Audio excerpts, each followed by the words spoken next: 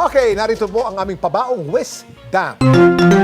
Alam mo ba na may pagkakataon na hindi dumudumi o umiihi ang naglalakihan o matatakaw na oso? Oh?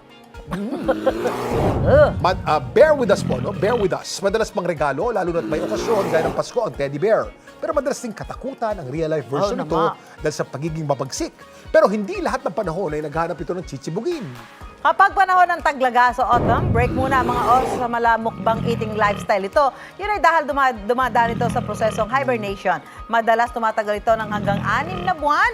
Sa panahong ito, hindi naggagala ang mga oso at hindi rin kumakain. Nagkakaroon din ng biological changes sa pangangatawan ng oso kaya nakakayanan itong hindi dumumi o umihi. Dapat, alam mo, na posible ding mamatay ang mga hayop na sumasailalim sa hibernation.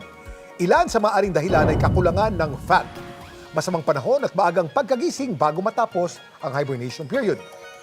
Yan ang dapat, alam mo.